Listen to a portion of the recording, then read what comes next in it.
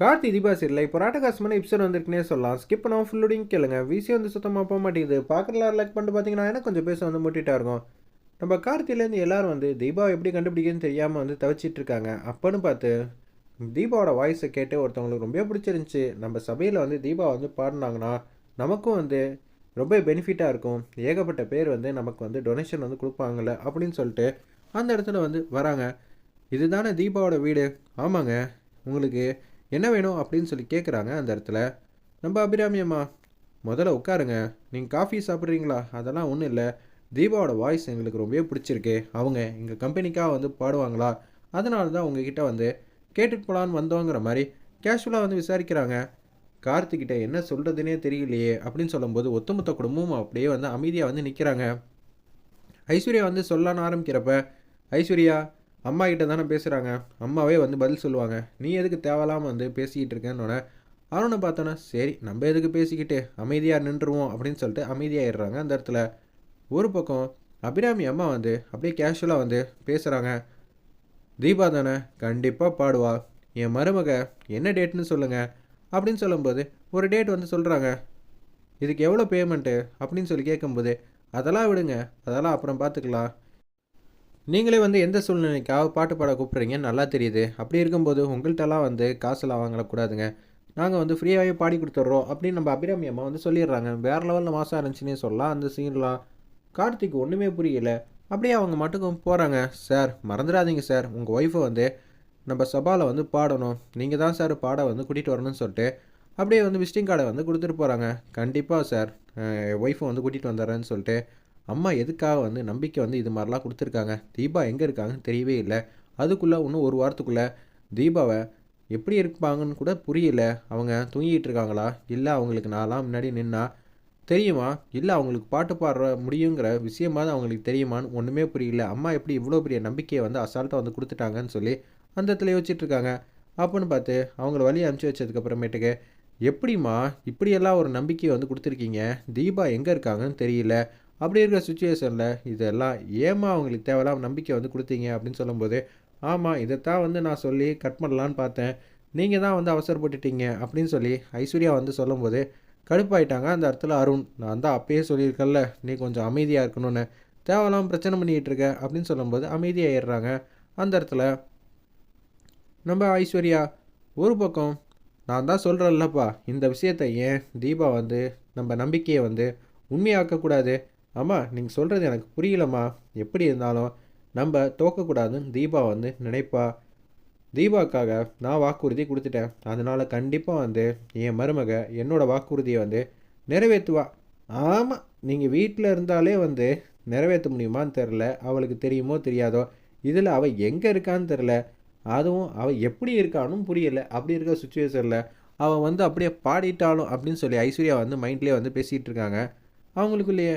அப்போன்னு பார்த்து அம்மா நீங்கள் கொஞ்சம் ஓவர் கான்ஃபிடென்ட்டாக தான் இருக்கீங்க, தீபாவை எப்படிம்மா அவ்வளோ சீக்கிரம் கண்டுபிடிக்க முடியும்? கார்த்தி அதை நம்ம எல்லாரும் தான்ப்பா செஞ்சாகணும்.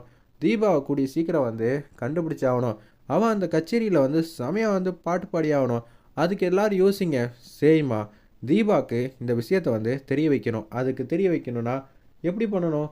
போஸ்டராக வந்து வீதி வீதியாக வந்து ஒட்டினா மட்டும்தான் உண்டுன்னு சொல்லி கார்த்தி வந்து ஐடியா வந்து கொடுக்குறாங்க. சரி கார்த்தி, அந்த போஸ்டருக்கான ஏற்பாடு பண்ணணுன்னே கார்த்தி மட்டும் கொடுக்குன்னு போயிட்டு அவங்க ஃப்ரெண்டுக்கு வந்து ஃபோன் அடித்து பேசுகிறாங்க. அந்த இடத்துல இது மாதிரி போஸ்டர் ரெடி பண்ணணுன்னே ஒரு டிசைன் வந்து கார்த்தியை ரெடி பண்ணி அப்படியே அமுச்சு வைக்கிறாங்க. கார்த்தி அப்படியே ஃப்ளாஷ்பேக் சீனில் வந்து நினச்சி பார்க்குறாங்க. தீபா வந்து பேசுகிறாங்க, எனக்கு எங்கள் அத்தையே வந்து பிடிச்ச சபாவில் வந்து பாட சொல்லுங்க. அப்படி பாட சொல்லும்போது அவங்க முன்னாடி வந்து பாட்டு பாடணும், அவங்களுக்கு பிடிச்ச பாட்டெல்லாம் என்னென்னு கேட்டு கேட்டு அவங்க ஆசையை வந்து நிறைவேற்றுற மாதிரி அன்றைக்கி ஃபுல்லாக வந்து நான் அவங்களுக்கு பிடிச்ச பாட்டு மட்டும் தாங்க பாட போகிறேங்கிற மாதிரி தீபா என்றைக்கோ ஒரு நாள் வந்து சொன்ன விஷயத்த வந்து கார்த்தி வந்து நினச்சி பார்த்துக்கிட்டே இருக்காங்க. தர்மலிங்கத்தோட உதவி இருந்தால் கரெக்டாக இருக்கும்ப்பா, நீ அவங்களையும் வந்து சொல்லிடணுன்னே தர்மலிங்கமும் வந்து அப்படியே யதார்த்தமாக வந்து வராங்க. அம்மா நீ வந்து கீதாவாமே, மைதிலி இப்போ தான் ஃபோன் அடித்து சொன்னா அப்படின்னு சொல்லும்போது நானே உங்களுக்கு ஃபோன் அடித்து கூப்பிடலான்னு பார்த்தேன் அப்படின்னு சொல்லிட்டு இருக்காங்க. நடந்த விஷயத்தெல்லாம் சொல்லிடுறாங்க. ஓ அதுக்கு தான் மாப்பிள்ள நீங்கள் இத்தனை நேரம் வந்து இது தீபா இல்லை, தீபா வந்து பழசெல்லாம் மறந்துட்டாங்கன்னு சொல்லி அந்த இடத்துல வந்து சொன்னீங்களா? ஆமாம் அத்தை, என்னை மன்னிச்சிருங்க. அப்படியெல்லாம் இல்லை, நீங்கள் எங்களுக்கு கவலை கொடுக்கக்கூடாதுன்னு சொல்லிட்டு இப்படி யோசிச்சுட்டு இருக்கீங்க. தீபாவுக்கு என்ன ஆச்சுன்னு நமக்கு ஒன்றும் தெரியலையல்ல, தீபா இங்கே தான் இருக்காங்க, அவங்க யார்கிட்ட இருக்காங்கன்னு கூட எனக்கு தெரியும். சில பேர் வந்து தீபாவுக்கு வந்து பிரச்சனை கொடுக்கறனால அந்த சக்திங்கிற ஒரு பொண்ணு தீபாவை எங்கே பாதுகாப்பான இடத்துல வந்து வச்சுருக்காங்க. அவங்கள எப்படி ரீச் பண்ணுறதுன்னு எனக்கு தெரில. அதனால தான் இப்போ போஸ்டர் வந்து வரப்போகுது. இந்த போஸ்டர் வந்து அந்த இடத்துல நம்ம எல்லா இடத்துலையும் வந்து ஒட்டினா கண்டிப்பாக வந்து தீபா வந்து பார்த்துருவாங்கன்னு எனக்கு நம்பிக்கை இருக்குங்கிற மாதிரி சொல்கிறாங்க. அந்த இடத்துல ஒரு பக்கம் போஸ்டரும் வந்துடுது. வாங்க மாப்பிள்ள, நம்ம எல்லாரும் சேர்ந்தே ஒட்டிடலாம். என் பொண்ணோட கச்சேரிக்கு நானே வந்து ஒட்டின மாதிரி இருக்கட்டும். நிச்சயம் என்னோட நம்பிக்கையும் வந்து என் பொண்ணு வந்து காப்பாற்றுவா, எனக்கு அந்த நம்பிக்கை இருக்குன்னு தர்மலிங்கமும் ஜானகியும் வந்து சந்தோஷமாக வந்து பேசிகிட்டு இருக்காங்க. சரி, நான் மாப்பிள்ளைங்களோட போய் போஸ்டர் வந்து ஒட்டிட்டு வந்துடுறேன்னு சொல்லிட்டு தர்மலிங்கம், கார்த்தி, ஆனந்த், அருண் 3 பேரும் வந்து போஸ்டர் வந்து வீதி வீதியாக வந்து ஒட்டிக்கிட்டு இருக்காங்க. என்னடா அது சத்திய சோதனையாக இருக்குது, தீபாவுக்கு அப்படி என்னதான் ஆயிருக்கும் அப்படின்னு சொல்லும்போது தீபா வந்து எந்திரிப்பாங்களா இல்லையான்னு தெரிலங்கிற மாதிரி பேரதிர்ச்சியாக பட்டமாக இருக்கிறப்ப சக்தி வந்து அப்படியே பார்த்துக்கிட்டே இருக்காங்க. அப்பன்னு பார்த்து தீபாவோட கை வந்து லைட்டாக வந்து அசைகிறத வந்து நோட் பண்ணுறாங்க. இதை வந்து மதர்கிட்ட வந்து சொல்கிறாங்க. குழந்தைங்கள எல்லாரையும் வந்து தீபா பாடின பாட்டை வந்து அப்படியே வந்து பாட சொல்கிறாங்க. உடனே சுற்றி இருக்கிறவங்க எல்லாம் வந்து பாட்டு பாட பாட தீபா மாட்டுக்கும் கொஞ்சம் கொஞ்சமாக வந்து கண்ணை வந்து திறக்கிறாங்க. திறந்தோடனே அப்படியே அவங்களும் வந்து யதார்த்தமாக வந்து கார்த்தி கார்த்திங்கிற மாதிரி அந்த இடத்துல வந்து கார்த்தி பேரை வந்து முணங்கிக்கிட்டு இருக்காங்க. சீக்கிரம் பாடுங்க பாடுங்கன்னொன்னே குழந்தைங்க எல்லாம் பாடிக்கிட்டே இருக்காங்க அந்த இடத்துல. அப்பன்னு பார்த்து யதார்த்தமாக வந்து ஏஞ்சி வந்து உட்காந்துடுறாங்க. தீபா, நீங்கள் தான் தீபா, உங்கள் பேர் ஞாபகம் இருக்கா, நீங்கள் மிகப்பெரிய சிங்கர், அது ஞாபகம் இருக்கா அப்படின்னு சொல்லி பழசெல்லாம் வந்து ஞாபகப்படுத்திக்கிட்டு இருக்காங்க. உங்கள் ஹஸ்பண்டு பேர் கார்த்தி.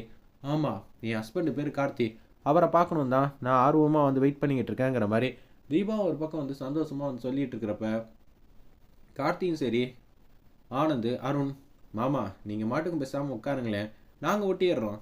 இல்லை மாப்பிள்ள, நான் வீட்டில் சொன்னதான் சொல்கிறேன். எல்லாரும் வந்து அவங்கள உங்கள் முயற்சி வந்து செய்யணும். அப்படி செஞ்சால் மட்டும்தான் தீபாவை வந்து கண்டிப்பாக வந்து கண்டுபிடிக்க முடியும். 4 தெரு இருக்குது, 4 பேரும் தனித்தனியாக போய் வந்து என்ன நடக்குது ஏது நடக்குதுன்னு பார்த்துருவோம். போஸ்டர் தானே, எல்லா இடத்துலையும் ஒட்டிடுவோம் மாப்பிள்ளன்னொன்னே சரி மாமா கூட மட்டும் ஒருத்தர் போங்க, பாக்கி இருக்கிற எல்லாரும் வந்து தனித்தனியாக போய்க்கலான்னு சொல்லிட்டு அந்த இடத்துல வந்து அருண் மட்டும் தர்மலிங்கம் கூட வந்து போகிறாங்க. இந்தாங்க மாமா அப்படின்னு சொல்லி பசையிலேருந்து எல்லாம் கொடுத்தோன்னே தெருவில் வந்து ஒட்டிக்கிட்டே இருக்காங்க. அந்த இடத்துல கார்த்தி வந்து யோசிக்கிறாங்க, நம்ம கம்பெனி ஸ்டாஃப் இருக்காங்கல்ல, அவங்களையும் வர வச்சு ஒட்டினா ஈஸியாக வந்து சிட்டி ஃபுல்லாக கவர் பண்ணிடலாம் அப்படின்னு சொல்லிட்டு அந்த இடத்துல வந்து சூப்பராக வந்து எல்லாரையும் வர சொல்லி ஒட்டிக்கிட்டு இருக்காங்க. அந்த இடத்துல ஒரு பக்கம் சக்தி வந்து கேட்குறாங்க, உங்கள் ஹஸ்பண்டோட ஃபோன் நம்பர்லேருந்து எல்லாம் எனக்கு தெரியும், ஆனால் அவங்க ரீச் பண்ண முடியல அப்படின்னு சொல்லிக்கிட்டு இருக்கிறப்ப திருப்பி வந்து தீபா என்ன நினச்சாங்கன்னு தெரில, அப்படியே வந்து அசந்து வந்து தூங்க ஆரம்பிச்சிடுறாங்க. இதை முதல்ல வந்து நம்ம வெள்ளை கலர் கோட் போட்டவங்கள்ட்ட வந்து சொல்லணும்னு சொல்லிட்டு இவங்க மாட்டு இப்போ ஏஞ்சாங்க.